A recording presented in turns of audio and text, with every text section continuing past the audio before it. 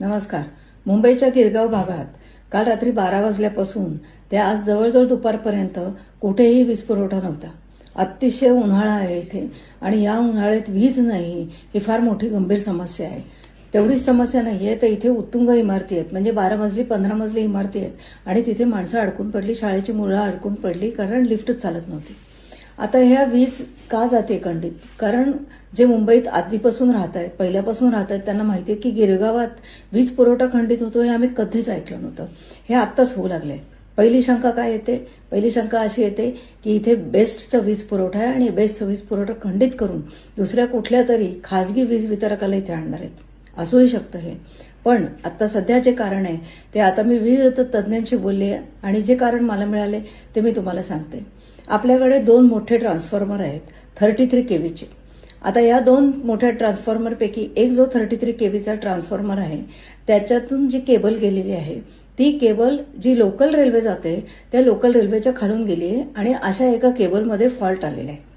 Fault आल्यावर काय करायला लागतं? ती केबल बदलायला लागते. पण ती केबल लोकलच्या खाली असल्यामुळे जवळजवळ 15 फूट खाली, वरून लोकल धावते आणि खाली जवळजवळ 15 फूट खाली ही केबल आहे. तर ही जर केबल बदलायची असेल तर काय करावं लागेल? रेल्वेची परवानगी घ्यायला लागेल, बीएमसीची परवानगी घ्यायला लागेल. तुम्हाला हे सोपं वाटतं का? मला अशक्य वाटतं. कारण ही काही बुलेट ट्रेन नाहीये मुंबई अहमदाबाद की पटापट केंद्र सरकारकडे जायचं आणि पटापट परवानग्या मिळायच्या. या सामान्य माणसांच्या या गरजा आहेत आणि जेव्हा सामान्य माणसांच्या गरजा असतात ना तेव्हा परवानग्या मिळत नाहीत. त्याच्यासाठी ना आमदार धावतो, ना खासदार धावतो, ना मंत्री धावतो. अशी परिस्थिती आहे. त्यामुळे हे 33 केव्हीचं जे एक ट्रान्सफॉर्मर आहे ते गेले अनेक महिने बंद आहे. आता ह्या 33 केव्हीच्या एका ट्रान्सफॉर्मरमधून 11 केव्हीच्या केबल बाहेर येतात आणि त्या केबल वेगळ्या वेगळ्या सबस्टेशनला जातात. तशा ह्या बंद पडलेल्या ट्रान्सफॉर्मरमधनं ज्या सगळ्या केबल बाहेर आलेल्या आहेत त्या शेवटी नाईलाजाने बेस्टनी दुसऱ्या ट्रान्सफॉर्मरला जोडल्या. हा दुसरा ट्रान्सफॉर्मर पण 33 केव्हीचा आहे. त्यामुळे आता एकच ट्रान्सफॉर्मर 33 केव्हीचा चालतोय आणि त्याच्यावरती आधीचा बंद पडलेल्या ट्रान्सफॉर्मरच्या 11 केव्हीच्या केबल आणि हा जो ट्रान्सफॉर्मर आहे त्याच्यातून ज्या निघालेल्या 11 केव्हीच्या केबल आहेत त्या केबल आहेत. आता ही जी दुसरा 33 केव्हीचा जो ट्रान्सफॉर्मर आहे त्याच्यातनं ज्या केबल निघतात त्या केबलमध्ये फॉल्ट येतो आणि जेव्हा फॉल्ट येतो तेव्हा वीज पुरवठा खंडित येतो. तसाच वीज पुरवठा खंडित झालेला आहे आता, म्हणजे काल झाला. आता कसं झाला? आता त्यांनी मला असं सांगितलं की ह्या ज्या सगळ्या केबल आहेत त्या अत्यंत जुन्या केबल आहेत. ह्या सगळ्या बदलायला पाहिजेत आणि ह्या बदलायला पाहिजेत म्हणून बेस्ट वारंवार पालिकेकडे सांगते, मुंबई महापालिकेला सांगते की आपल्याला ह्या केबल, पण मुंबई महापालिकेकडून आतापर्यंत त्यांना परवानगी मिळाली नाही. किती लांबीच्या या केबल असतील? जवळजवळ 200 किलोमीटर लांबीच्या या केबल आहेत. पण त्या इतक्या जुन्या झाल्यात की जर अखंडित आपल्याला वीज पुरवठा पाहिजे असेल ना तर या केबल बदलायला पाहिजे. आणि मला कळत नाही की पालिका ही परवानगी का देत नाही. पण देत नाहीये हे मात्र नक्की. त्यामुळे कालचा जो अंधार झाला ना त्याला पालिका जबाबदार आहे 100%. आता ही जी केबल आहे ती कशी काय होतं त्याला? तर या जुन्या झालेल्या केबल आहेत. या जुन्या झालेल्या केबल असताना त्याला जर धक्का लागला, म्हणजे आता सपोजिंग रस्ता दुरुस्ती सुरू आहे. रस्ता दुरुस्ती सुरू असताना वेगवेगळे मशीन वापरले जातात आणि वेगवेगळे मशीन वापरत असताना ह्या ज्या केबल आहेत ना त्या केबलला धक्का लागतो. धक्का लागल्या त्याला काही होत नाही. पण जर धक्का लागल्यानंतर त्याच्यावरती जर गरम आपण सिमेंट, आता सिमेंट कॉन्क्रीटचे रस्ते करतायत सगळीकडे, तर गरम सिमेंट त्याच्यावरती टाकलं तर त्याची जी उष्णता प्रचंड निर्माण होते. त्याच्यामुळे हा जो भाग असतो ज्याला धक्का लागलेला असतो ना तो ट्रिगर होतो आणि त्या केबलमध्ये फॉल्ट निर्माण होतो. आता केबलमध्ये फॉल्ट निर्माण झाल्यावरती काय करावं लागतं? सगळीकडचा एक तर वीज पुरवठा खंडित होतो केबलमध्ये फॉल्ट निर्माण झाल्यावर. आणि मग काय करायचं? एक म्हणजे ती केबल बदलायची. आता तुम्ही मला सांगा, ही जर केबल बदलायची असेल तर त्याच्या डोक्यावर काय आहे? त्याच्या डोक्यावर आहे सिमेंट कॉन्क्रीटचा रस्ता. म्हणजे आत्ता जे काल झालं ना ते जो दुसरा 33 केव्हीचा जो ट्रान्सफॉर्मर आहे त्याच्यातनं ज्या 11 केव्हीच्या केबल निघाल्या होत्या त्यातल्या एका केबलमध्ये फॉल्ट आला आणि तो केबलमध्ये फॉल्ट आल्यावर त्याच्या बाजूबाजूला ज्या असतात केबल असतात त्यांच्यावरती पण त्याचा परिणाम होतो. एकूणच वीज पुरवठ्यावर परिणाम होतो. म्हणजे टाटाची वीज 33 केव्हीच्या ट्रान्सफॉर्मरपर्यंत येते आणि ती टाटाची केव्हीच्या ट्रान्सफॉर्मरमध्ये टाटाची आलेली वीज नंतर बेस्टच्या ज्या 11 केव्हीच्या ज्या केबल असतात तिथून ती सगळीकडे वितरित केली जाते. आता ह्या केबलमध्ये प्रॉब्लेम आल्यावर काय करायचं? तुम्ही मला सांगा काय करायचं? कारण वरती सिमेंट कॉन्क्रीटचा रस्ता आहे. सिमेंट कॉन्क्रीटचा रस्ता खोदायचा हे एक महाकठीण काम आहे. मी आत्ता उपमुख्यमंत्री एकनाथ शिंदेंना सांगते की कृपा करा आणि हे सिमेंटचे रस्ते बनवायचं बंद करा. तुमच्या आणि उद्धव ठाकरेंची जी भांडणं आहेत ना ती चालू राहू देत. उद्धव ठाकरेंच्या कारकिर्दीत तिथे मोठे मोठे खड्डे पडले, हा उद्धव ठाकरेंचा धोक आहे, चूक आहे. आणि तुमच्या कारकिर्दीत तुम्ही आता हे सिमेंट कॉन्क्रीटचे जे रस्ते करायला सांगितलेत ना, ती तुमची मोठी चूक आहे. कारण सिमेंट कॉन्क्रीटचे रस्ते केले तर त्याच्या खाली आपल्याकडे जवळजवळ मी तुम्हाला सांगते असंख्य केबल आहेत. म्हणजे एमटीएनएलचं असेल, ड्रेनेज असेल, आपली वीज पुरवठ्याची केबल आहेत. एकदा सिमेंट कॉन्क्रीटचा रस्ता बनला तर तो रस्ता खोदता येत नाही साधारणपणे. तो रस्ता खोदायला खूप कठीण जातं.